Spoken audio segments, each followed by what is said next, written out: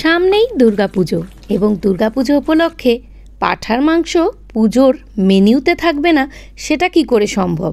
পুজোর এই 5 দিনের মধ্যে যে কোনো একদিন বা নবমীর দিন কিন্তু খাবারের তালিকায় পাঁঠার এই মাংসর রেসিপিটা কিন্তু রাখতেই হবে। তো সেই জন্যই দুর্গাপুজো স্পেশাল এই মাটন কষা কিভাবে আমি তৈরি করছি চটপট করে চলো দেখে নাও। আমার এখানে 1 কিলো মতন মাংস আছে। 1 কিলো মাংসটাকে আমি ম্যারিনেট করছি কি কি মেজারমেন্টে সেটা দেখে নাও। আমি 2 চামচ মতন এখানে আদা বাটা নিয়েছি, 2 চামচ মতন নিয়েছি রসুন বাটা, 2 চামচ মতন এখানে নিয়েছি পেঁয়াজ বাটা। এখানে কিন্তু আমার ছোট একটা পেঁয়াজ থেকেই কিন্তু 2 চামচ পেঁয়াজ বাটা তৈরি হয়ে গেছে। এখানে 2 চামচ মতন দিয়ে দিয়েছি পাকা লঙ্কা বাটা, আর দিয়েছি এখানে কাশ্মীরি রেড চিলি পাউডার, দিয়েছি এখানে 1 চামচ ভর্তি মতন নুনটা একটু বুঝে ইউজ করতে হবে, 1 চামচ মতন জিরের গুঁড়ো, 1 চামচ মতন হলুদ গুঁড়ো। এখানে নিয়েছি বেশ কিছুটা সর্ষের তেল। এই রান্নাটাতে কিন্তু ম্যারিনেটের জন্য সর্ষের তেলটা মাস্ট এবং খুব সুন্দরভাবে কিন্তু এটা আগে মাখিয়ে নিতে হবে হাত দিয়ে। তারপর কিন্তু এতে ব্যবহার করব আমি টক দই। এই ম্যারিনেটটা টক দই, সর্ষের তেল, এই সমস্ত মশলার উপকরণে কিন্তু রান্নাটা যখন তৈরি হবে জাস্ট অসাধারণ হয়। তোমরা একবার অন্তত এভাবে মাটন রান্না করে দেখো, ভীষণ সুস্বাদু হয় কিন্তু। এখন আমি এখানে দিয়ে দিচ্ছি দইটা এখানে ছোট যে দইয়ের প্যাকেট হয় সেটা কিন্তু আমি ম্যাক্সিমামটাই এখানে দিয়ে দিয়েছি। দইটা দিয়ে ম্যারিনেট করলে কিন্তু মাংসটা কিন্তু ভীষণভাবেই সফট হয়। তো দেখো খুব সুন্দরভাবে চলো মাখিয়ে নেওয়া যাক।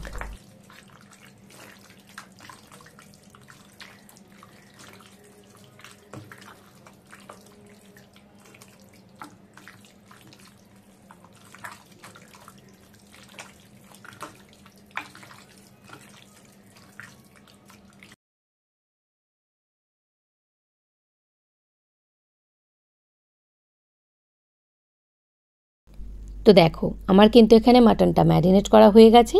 এবার একটা ঢাকা চাপা দিয়ে আমি এটা 3 ঘন্টার জন্য ম্যারিনেট অবস্থায় রেখে দেবো ফ্রিজে। তো 3 থেকে 4 ঘন্টা পর আমি ফিরে এসেছি। দেখো মাটনটা এখনই দেখে মনে হচ্ছে ফুল কুক, তো একদমই নয় সেটা। আমার কিন্তু এখানে ম্যারিনেট করাটাই এত ভালো হয়েছে যে দেখেই মনে হচ্ছে রান্নাটাই যেন হয়ে গেছে, কিন্তু একদমই সেটা নয়। তো রান্নার জন্য আমি নিয়েছি 3টে আলু। মাটন হবে অথচ তাতে আলু হবে না, এটা কি করে হয়। আর নিয়েছি 3টে কি 4টে মতন পেঁয়াজ কুচি। তো তোমরা অবশ্যই সেটা বুঝে ইউজ করবে পেঁয়াজের সাইজ অনুযায়ী। এখানে 1 কিলো মাংসতে 4টে পেঁয়াজ কুচি করে নিলেই হয়ে যাবে। তো সবার প্রথমে আমি কড়াতে তেল দিয়ে দিয়েছি। তেল দিয়ে এবার আলুটাকে নুন আর হলুদ দিয়ে খুব ভালো করে মাখিয়ে কিন্তু আমি আলুটাকে খুব ভালোভাবে ভেজে নিয়েছি। ওই গরম তেলের মধ্যে কিন্তু এবার পেঁয়াজগুলোকে ছেড়ে দিচ্ছি। পেঁয়াজগুলোকেও কিন্তু খুব সুন্দরভাবে ব্রাউন না হওয়া পর্যন্ত আমাকে কিন্তু পেঁয়াজগুলোকে খুব সুন্দরভাবে ভেজে নিতে হবে। পেঁয়াজটা ভাজা হয়ে গেলে তোমরা চাইলে এইটাকে আরও একটু ব্রাউন করতে পারো বা এর মধ্যে সামান্য চিনি তোমরা অ্যাড করতে পারো, মানে সুন্দর রঙের জন্য। তো আমার কিন্তু এখানে পেঁয়াজটা ভাজা হয়ে গেছে, আমি কিন্তু কোনো চিনি অ্যাড করিনি, ওটা জাস্ট একটা টিপস দিলাম। আর এরপর আমি কিন্তু ম্যারিনেট করা মাংসটাকেও কিন্তু এই তেলের মধ্যে দিয়ে দিয়েছি, আর দিলাম 4 থেকে 5টা তেজপাতা।